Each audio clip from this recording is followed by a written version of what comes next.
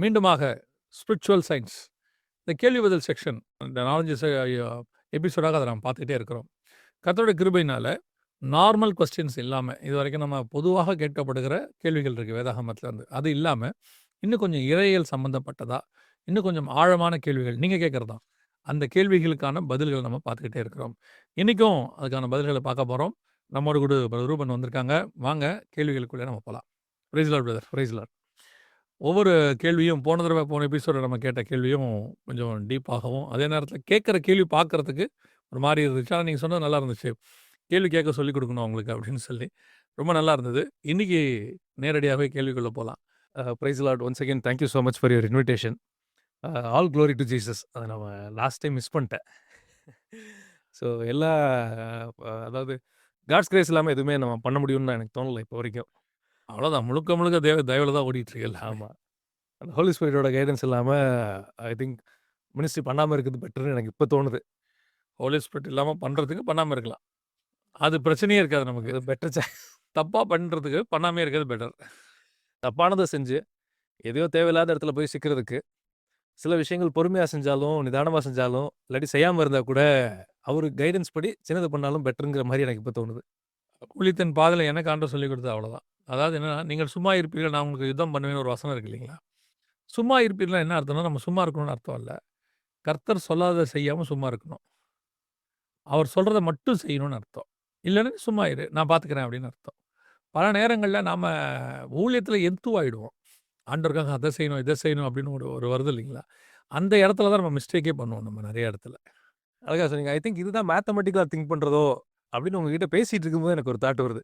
ஒருவேளை மேத்தமெட்டிக்கலாக நான் இவ்வளோ பண்ணணும் அப்படின்ட்டு மேத்தமெட்டிக்கல் ஃபிகரை வச்சு ஒர்க் பண்ணுறது மினிஸ்ட்ரியோ அப்படின்ட்டு ஒரு தாட் சில நேரம் வரும். அதை ஓவர் கம் பண்ணி அந்த டெம்ப்டேஷனை வரது பெட்டர்னு எனக்கு தோணுது. நான் சில சபைகளுக்கு போவேன். அங்கே போகும்போது அவங்க ஒரு டார்கெட் ஃபிக்ஸ் பண்ணியிருப்பாங்க, எழுதியிருப்பாங்க. அது வந்து நீங்கள் சொன்ன மாதிரி மேத்தமெட்டிக்கலி கரெக்டு. ஒரு டார்கெட்டை வச்சு நம்ம ஒர்க் பண்ணால் நல்லது அப்படின்னு நம்ம நினைக்கிறோம்ல. ஆனால் உலகத்திலேயே டார்கெட் இல்லாத ஒரே ஒரு வேலை என்னென்னா ஊழியம் மட்டும்தான். காட் எந்த டார்கெட்டும் ஃபிக்ஸ் பண்ணலை. ஏன்னா டார்கெட்டை அச்சீவ் பண்ணணும்னு சொல்லும் போது குவாலிட்டி காம்ப்ரமைஸ்னு ஒன்று ஆகும். அது ரொம்ப இயல்பான ஒரு விஷயம். நீங்கள் இது இவ்வளோ கார் இன்றைக்கி நீங்கள் டெலிவரி கொடுக்கணும்னு சொன்னும்போது கடைசி 4 காரு கொஞ்சம் குவாலிட்டி குறைவாக இருந்தாலும் நீங்கள் அடிச்சு விட்ருவீங்க. ஏன்னா இன்னைக்கு கொடுத்தே ஆகணும்ப்பா, 6 மணிக்கு வண்டி வந்துடும் அப்படின்னும் போது அந்த குவாலிட்டி காம்ப்ரமைஸ்னு ஒன்று டார்கெட் ஃபிக்ஸிங்கில் கண்டிப்பாக உண்டு. அதனால தான் காட் எனக்கு புரிஞ்ச விதத்தில் சொல்கிறேன், கர்த்தர் நமக்கு இதை ஃபிக்ஸ் பண்ணவே இல்லை ஒரு டார்கெட்னு. ஆனால் அவருக்கு நம்பர்ஸ் இருக்குது. ஆனால் அவரை பொறுத்த வரைக்கும் அதெல்லாம் நம்மகிட்ட ரிவீல் பண்ணாமல் நீ ஒர்க் மட்டும் பண்ணு, உனக்கு எந்த ப்ரெஷர் கிடையாது. உங்களுக்கு டார்கெட் இல்லாட்டி ஒர்க் ப்ரெஷர் கிடையாது தானே. ஐ திங்க் இதில் நல்லா அழகாக சொன்னீங்க. இதில் இன்னொரு பாயிண்ட்டும் யோசிச்சுக்கணும். டார்கெட் இல்லைங்கிறதுக்காண்டி லெத்தார்ஜிக்காகவும் ஆயிடக்கூடாது. அதாவது ஒர்க் பண்ணணும். அதே நேரத்தில் ப்ரெஷர்ஃபுல்லாக அப்படியே ஆண்டவருக்காக எதையாவது செஞ்சுட்டு போயிடணும் அப்படின்ற மாதிரிலாம் ஆண்டவர் உங்களுக்கு என்ன சொல்கிறாரோ அதன்படி மட்டும் செய்யுங்க. அது கரெக்டாக இருக்கும், பர்ஃபெக்டாக. எது சொல்லலையோ அதை செய்யாமல் இருக்கணும். நல்ல ஒரு பாயிண்ட்.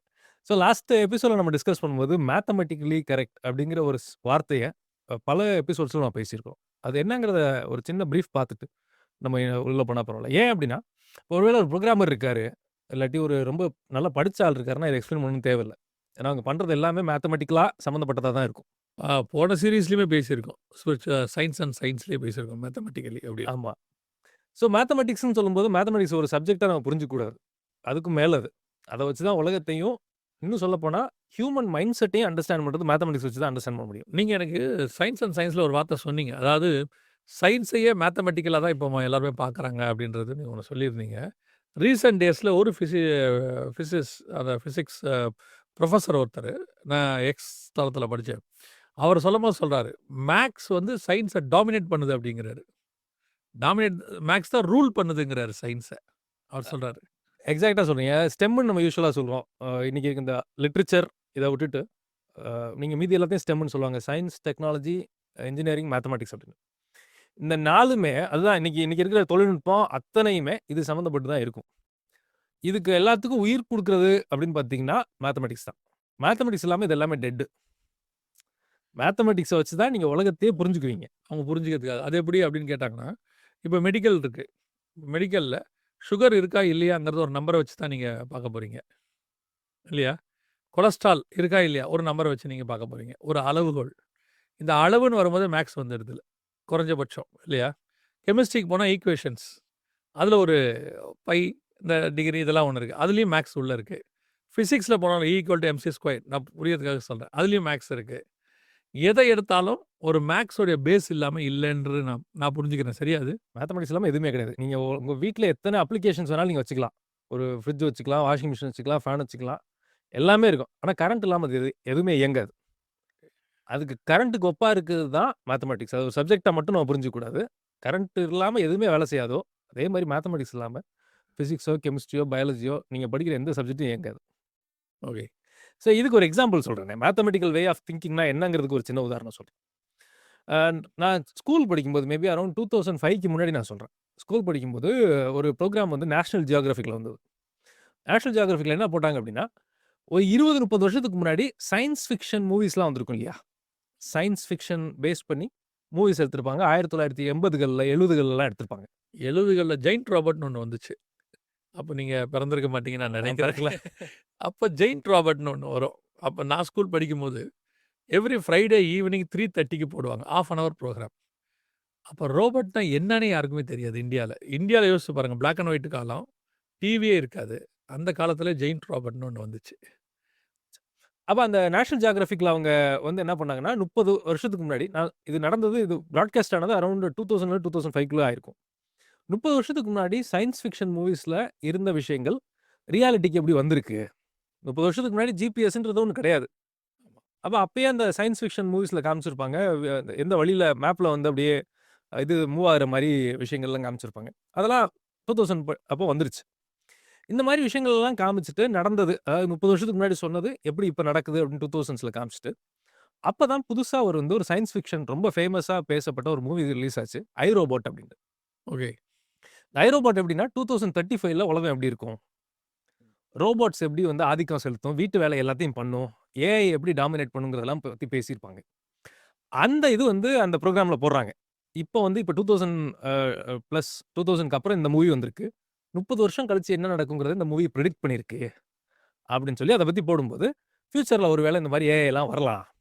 அப்படிங்கிறது நம்ம கண்ணுக்கு முன்னாடி இன்னைக்கு நடக்க ஆரம்பிச்சிருக்க விஷயங்கள, அவங்க வந்து ஒரு 20, 25 வருஷத்துக்கு முன்னாடியே அத வந்து அவங்க போட்டிருப்பாங்க. இந்த மூவி எப்படி போய் முடியும்? அந்த ஏஐ எப்படி திங்க் பண்ணும் அப்படின்னு பார்த்தீங்கன்னா, உலகத்துல இருக்கிற ஸ்பீஷீஸ்லயே மோசமான ஸ்பீஷீஸ் வந்து மனுஷ இனம் தான். இந்த மனுஷ இனத்த வந்து கண்ட்ரோல் பண்ணாம நாம விட்டோம்னா, அதாவது அது யோசிக்கும். ஏஐ கண்ட்ரோல் பண்ணாம விட்டா, இந்த மனுஷ இனம் சண்டை போட்டு அழிஞ்சிரும். எக்ஸ்டிங்க்ட் ஆயிரும். அப்படின்னு எல்லா சிஸ்டத்தையும் அது டேக் ஓவர் பண்ணி, அது ஆளுகை செய்ய ஆரம்பிக்கும். அதான் அந்த மூவியோட ஃபவுண்டேஷன். எதுக்காக இதுக்கு வந்தோம் அப்படின்னு பார்க்கும்போது, இது கரெக்ட்டா தப்பான்னு நீங்க என்ன சொல்லுவீங்க? படம் பார்க்கிறத கேட்கிறீங்களா? இல்ல படத்தில சொன்ன கான்செப்ட்ட கேட்கிறீங்களா? படம் பார்க்கிறத பத்தி நம்ம கேட்கல. நம்ம என்ன கேட்கிறோம் அப்படின்னா, அந்த அந்த ஏஐ என்ன டேக் ஓவர் பண்ணும்னா, ஹியூமன் பீயிங்ஸோட அத்தாரிட்டீஸ் எல்லாத்தையும் டேக் ஓவர் பண்ணிரும். அதுக்கு அது என்ன சொல்லும் அப்படின்னா, மனுஷங்கள கண்ட்ரோல் பண்ணாம அவங்க விருப்பப்படி விடும்போது, இவங்க அழிஞ்சிருவாங்க ஒரு காலத்துல. இவங்களுக்குள்ள சண்டை போட்டு அழிஞ்சிருவாங்க. இவங்களுக்கு தங்கள தாங்களே மேனேஜ் பண்ணிக்க தெரியாது. அப்படின்னு ஒரு கட்டத்துக்கு வந்து, அந்த ரோபோட் வந்து என்ன பண்ண ஆரம்பிச்சுரும்னா, மனுஷங்களோட இயல்பு வாழ்க்கைய டேக் ஓவர் பண்ணிரும். நான் சொல்ற மாரி நீ செய்யி, அப்படிங்கிற நிலைமைக்கு கொண்டு வரும். அதுலருந்து வெளில வரது தான் அந்த ஸ்டோரியே. இப்ப அந்த ரோபோட் செஞ்சது சரியா? தப்பா? இல்ல என்ன பொறுத்தவரைக்கும் தப்பு. மனுஷன வந்து மெஷின் கண்ட்ரோல் பண்ணக்கூடாதுல்ல. 100 மனுஷங்க கிட்ட கேட்டீங்கன்னா, 100 மனுஷனுமே என்ன சொல்லுவாங்கன்னா, அது பண்ற விஷயம் தப்புன்னு சொல்லுவாங்க. ஆனா, மேத்தமேட்டிக்கலி அது சொன்னது கரெக்ட். ம். அது மேத்தமேட்டிக்ஸ் எப்படி போட்டுச்சு அப்படின்னா, அந்த ஸ்டோரியில மனுஷனுக்கு விட்டா, மனுஷங்களுடைய அதிகாரத்துக்குள்ளேயே எல்லாத்தையும் செய்யுங்கன்னு விட்டா, இவன் எப்படினாலும் வெட்டிக்கிட்டு செத்துருவான். ஏன்னா, அந்த அளவுக்கு பவர்ஃபுல்லான ஆயுதங்கள்லாம் இப்ப வச்சிருக்காங்க. அது மட்டும் இல்லாம, இந்த இயற்கை சூழலுக்கு மனுஷன் இனம் பண்ண மாரி மாசு வேற எந்த இனமும் பண்ணதில்ல, உலக வரலாற்றிலேயே. இல்லைங்களா? இத மேத்தமேட்டிக்ஸ்ல கணக்குப்படி போட்டு பார்த்தா, அது சொல்றது 100% கரெக்ட். மனுஷ இயக்கத்துக்குள்ள ஒரு மனுஷன் வாழ்ந்துட்டு இருக்கவன பார்க்கும்போது, அது சொல்றது தப்பு. இதுதான் மேத்தமேட்டிக்கலி திங்க் பண்றதுன்னு நம்ம சொல்றோம். நம்ம ஊர்ல சாதாரண சிம்பிளா ஒரு கதையில சொல்லுவாங்க. 2 பூனை அப்பத்துக்கு சண்டை போட்டுச்சாம். நடுவுல ஒரு குரங்கு வந்துச்சாம். அந்த குரங்கு வந்துட்டு, "நான் உங்களுக்கு பிரிச்சு குடுக்குறேன்னு" சொல்லுச்சாம். இப்போ மத்தவங்களுக்கு பார்க்கறதுக்கு ரொம்ப கரெக்ட்டா இருக்கும். என்ன கரெக்ட்டா இருக்கும்னா, அந்த 2 பூனையும் சண்டை போட்டுக்குது. குரங்கு பிரிச்சு தானே குடுக்குதுன்னு. ஆக்சுவலா குரங்கு வந்து ரூல் பண்ண போகுது அது 2த்தையும். இல்லையா? மேத்தமேட்டிக்கலி குரங்கு பண்றது நல்லதா இருக்கும். ஆனா 2 பூனையுடைய உரிமையும் அங்க போயிருச்சு. அதான் நீங்க சொல்லி வர்றீங்கன்னு நினைக்கிறேன். எக்ஸாக்ட்டா சொல்றேன். இப்ப இத எதுக்கு நம்ம சொல்றோம் அப்படின்னு ஒரு சில பேர் யோசிக்கலாம். Bible is a spiritual book. இவங்க என்ன செய்றாங்க, அந்த மெஷின் என்ன பண்ணுச்சு, ஹியூமன்லியா யோசிக்க தெரியாம மேத்தமேட்டிக்கலா யோசிச்சு, மேத்தமேட்டிக்கலி கரெக்ட். இவங்க நம்ம என்ன பண்றோம் இப்ப, பிலீவர்ஸ்மே என்ன பண்றோம் அப்படின்னா, பைபிள ஸ்பிரிச்சுவலா டிசைன் பண்றதுக்கு பதிலா, மேத்தமேட்டிக்கலா திங்க் பண்ண ஆரம்பிச்சுட்டோம். ஓகே. அதுதான் அத்தன கொஸ்டினுக்குமே ஃபவுண்டேஷன். இப்ப போன எபிசோட்ல ஒரு கொஸ்டின் பார்த்தோம். இது ஏன் வருதுன்னு கேட்டீங்கன்னா, ஸ்பிரிச்சுவலா யோசிக்க வேண்டிய புத்தகத்த நம்ம என்ன பண்ண ஆரம்பிச்சுட்டோம்னா, மேத்தமேட்டிக்கலா யோசிக்க ஆரம்பிச்சுட்டோம். யோசிக்க ஆரம்பிக்கும்போது என்ன ஆகும்னா, இந்த மெஷின் எடுத்த முடிவுக்கு தான் மனுஷன் வருவான். காட் செய்றது சரி கிடையாது. அது வந்து எப்படி சரியா இருக்கும்? இந்த டீ, காஃபி அனாலஜி வரைக்கும் யோசிக்க அது வச்சுரும். மேத்தமேட்டிக்கலி பாரு. நீ குறிக்க வேண்டியது அவரு டிசைட் பண்றாரு. போன எபிசோட்ல வந்தத சொல்றேன். அப்போ உங்க உரிமை அங்க பறிக்கப்படுது தானே! அப்படிங்கிற ஒரு மேத்தமேட்டிக்கல் கொஸ்டின் அங்க வந்துரும். லாஜிக்கலி அந்த கொஸ்டின் கரெக்ட். ஸ்பிரிச்சுவலா பார்த்தீங்கன்னா, கொஸ்டினே தப்பு. அதுக்கு தான் நம்ம எப்படி கொஸ்டின் கேட்கிறதுங்கிறத தான் நம்ம போன வாட்டி எக்ஸாம்பிளாவே சொன்னோம். ஸோ, ஒருவேள நம்ம அ பைபிள நல்லா புரிஞ்சுக்கணும்னு நெனைக்கிறவங்க, ஒருவேள அ அ காட அண்டர்ஸ்டாண்ட் பண்ணணும்னு நெனைக்கிறோம்னா, நீங்க சொன்ன லாஸ்ட் டைம் சொன்னது தான். ஸ்பிரிச்சுவல் பாயிண்ட் ஆஃப் வியூ இல்லாம பைபிள புரிஞ்சுக்கணும்னு நெனைச்சாங்கன்னா, தவறா இவங்க புரிஞ்சுக்கிறதுக்கு வாய்ப்பு ஜாஸ்தி. நெறைய வாய்ப்பு இருக்கு. நெறைய வாய்ப்பு இருக்கு. ஸோ, அதுல வழி விலகி போற ஜனக்கூட்டம் ஆன் தி ரைஸ்ல இருக்கு. எப்பவுமே ஒண்ணு சொல்லுவாங்க. ஒரு சமுதாயம் இருக்கு, ஒரு ஒரு நாடு இருக்குன்னா, அந்த சமுதாயத்துல 30% ஒரே விஷயத்த பண்ண ஆரம்பிச்சுட்டாங்கன்னா, that will become the standard. 30 பேர் தான். 50 பேர் இல்ல. 30 பேர் ஒரே விஷயத்த பண்ணாங்கன்னா, அது ஸ்டாண்டர்டைஸ் ஆயிடும். அத பார்த்து தான் எல்லாரும் காப்பி பண்ணுவாங்க. அதாவது நான் ஒரு விஷயத்தோடைய ராங் விஷயத்த பார்த்தேன். ஆனா பார்க்கறதுக்கு எல்லாருக்கும் இன்னைக்கு அது சரியா இருக்கு. பைபிள்ல உள்ளதான ஒரு சந்தேகத்த ஏஐ கிட்ட கேட்கறாங்க. பைபிள்ல ஒரு ஒரு விஷயம் சந்தேகமா இருக்கு அவங்களுக்கு. இது ஏன் இப்படி குடுத்துருக்குன்னு ஏஐ கிட்ட கேட்கறாங்க. எனக்கு என்ன சொல்லிக் குடுத்தாங்கன்னா, இந்த பைபிள்ல உள்ள சந்தேகத்த ஆவியானவர்ட்ட தான் கேட்கணும். ஏன்னா, அவர் தான் ஆத்தர் அதுக்கு. அவரை தவிர ஆவி பெறாத மனுஷங்கிட்ட கேட்டா கூட அது தப்பா போயிடும்னு தான் சொன்னாங்க. அது ஆவியானவர்ட்ட போய் கேட்கும்போது தான் அதுக்கான விளக்கத்த குடுப்பாருன்னு. இன்னைக்கு ஏன் இந்த வசனம் சொல்லுது? இத்தன ஹெவன்ஸ்னா என்ன? எர்த்த பத்தி என்ன சொல்லுது? இப்படி பைபிள் சொல்லுது. இது என்னான்னு ஏஐ ஒண்ணு குடுக்குது. இத எடுத்துக்கிட்டு வந்து நம்மகிட்ட பேசுறான் அவன். அப்போ பைபிள வந்து ஜட்ஜ் பண்ற இடத்துக்கு ஏஐய கொண்டாந்துட்டான் அவன். இவன் ஏஐய நம்ப ஆரம்பிச்சுட்டான். அப்போ இவன் ஏஐ என்ன சொல்லுதோ, அத தான் இவன் நம்புறான். பைபிள பத்தி நான் சொல்றது. பிசாசுகிட்ட இருந்து வாங்கிட்டு வந்து பேசுற மாதிரி ஒரு நிலைக்கு நம்ம போயிட்டு இருக்கோமோ! அப்படிங்கிற ஒரு தாட் எனக்கு வருது. இல்ல அங்க தான் போயிட்டுருக்கோம். ஏஐல மெசேஜ் ப்ரிப்பேர் பண்ணி குடுக்குற ஊழியக்காரங்க வந்துட்டாங்கல்ல.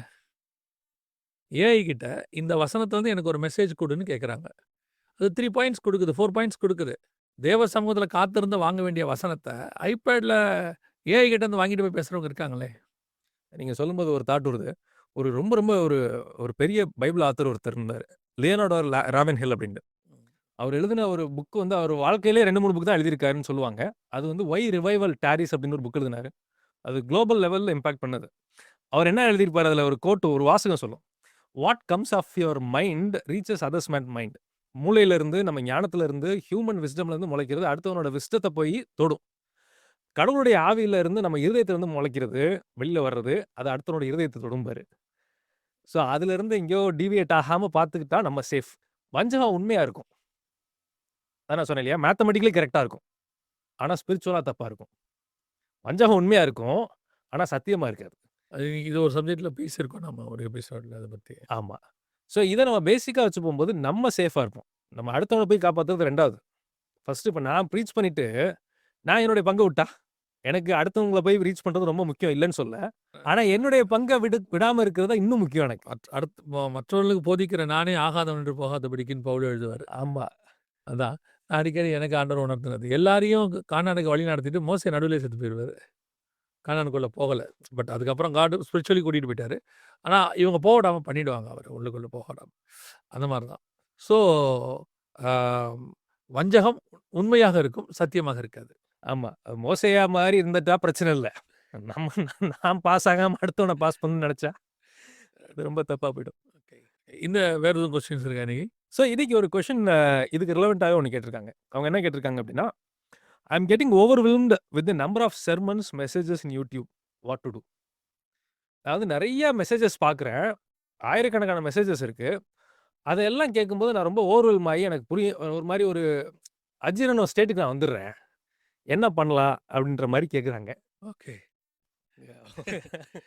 பைபிள்ல இருக்கு. யசூரன் கொழுத்து போய் தேன்குட்டை மிதித்தான்னு இருக்கும். அளவுக்கு மிஞ்சினால் அமிர்தம் நஞ்சு அப்படின்னு சொல்லுவாங்க. நான் என்னுடைய மைண்ட் செட்டுக்கு நான் சொல்றேன். எனக்கு ஆண்டவர் சொல்லிக் கொடுத்தது. எனக்கு என்ன தேவையோ அதை நான் பார்த்தால் மட்டும் போதும். நான் என்ன சாப்பிடணுமோ அதை மட்டும் இன்டேக் பண்ணா போதும். எல்லாம் இருக்குதுன்ட்டு நான் அள்ளி போட்டேன்னா, ஒபிசிட்டி வரும், வியாதி வரும். ஒரு நாள் நான் செத்து போவேன். எனக்கு நான் பண்ண வேண்டிய விஷயங்களே எனக்கு இருந்தா, அது எனக்கு போதுமானது. அவ்வளோதான். ஒரு ஒரு நகை கடைக்கு போறீங்க. ஒரு உதாரணத்துக்கு சொல்றேன். பார்த்தா எல்லா நகையும் பிடிக்கும். அதனால எல்லாத்தையும் நான் வாங்க முடியாது.